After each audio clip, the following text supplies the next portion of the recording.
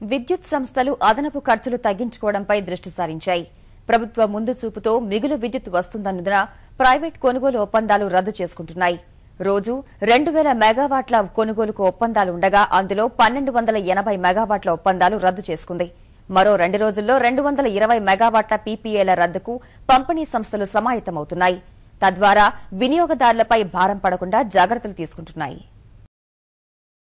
Private విద్యుత్పై ఆధారపడే పరిస్థితి నుంచి స్వయం సమృద్ధి దిశగా రాష్ట్రం ముందుకు వెళ్తోంది. ఇంధన శాఖను స్వయంగా పర్యవేక్షిస్తున్న ముఖ్యమంత్రి చంద్రబాబు తీసుకున్న చర్యలతో రాష్ట్రంలో విద్యుత్ మిగులు ఏర్పడింది. గత ప్రభుత్వంలో ఏడాది పొడవునా ప్రైవేటు విద్యుత్పైనే ఆధారపడటం, సంవత్సరం ఆఖరున ఆ భారం వినియోగదారులపై వేయటం పరిపాటిగా ఉండేది. 10 ఏళ్లలో దాదాపు 30,000 కోట్ల రూపాయలు సర్ఛార్జీ రూపంలో వినియోగదారులు చెల్లించాల్సి వచ్చింది.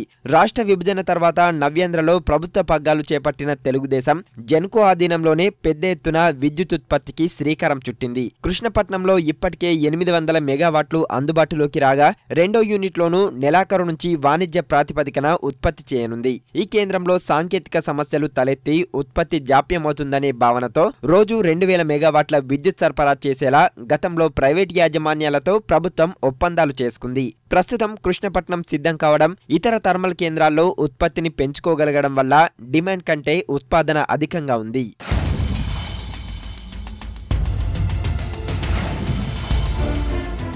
రాష్ట్రంలో 2015-16లో ప్రైవేటుగా 11,000 మిలియన్ యూనిట్ల విద్యుత్ కొనుగోలు చేస్తామని డిస్కంలో ఏపీఈఆర్సీకి ప్రతిపాదించాయి. ఇందులో 3,500 యూనిట్లు మాత్రమే అవసరమని, మిగిలినది పొరుగు రాష్ట్రాలకు విక్రయిస్తామని వివరించాయి. మిగులును అమ్మకపోతే డిస్కంలపై 5,600 కోట్ల రూపాయల భారం పడుతుందని ప్రతిపాదనలో చెప్పాయి. దీన్ని పరిశీలించిన ప్రభుత్వం భారం తగ్గించుకోవడానికి కొనుగోలు ఒప్పందాలు రద్దు చేసుకోవాలని ట్రాన్స్కోను ఆదేశించింది. ఈ నిర్ణయం తీసుకోవడానికి ముందు ముఖ్యమంత్రి చంద్రబాబు 2 సార్లు సుదీర్ఘ సమావేశాలు నిర్వహించారు. ఆ తర్వాత ఇరు పక్షాలు ఎలాంటి అపరాధ రుసుం చెల్లించకుండా పరస్పర అంగీకారంతో పీపీఏల రద్దు ప్రక్రియ కొనసాగుతోంది. వారంలో 1280 మెగావాట్ల మేర ఒప్పందాలు రద్దు చేసుకున్నారు.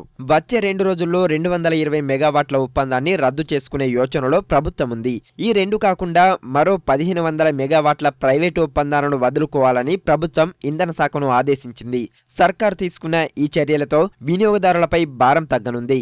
మిగులు విక్రయంతో విద్యుత్ సంస్థలకు అదనపు ఆదాయం చేకూరే అవకాశం ఉంది.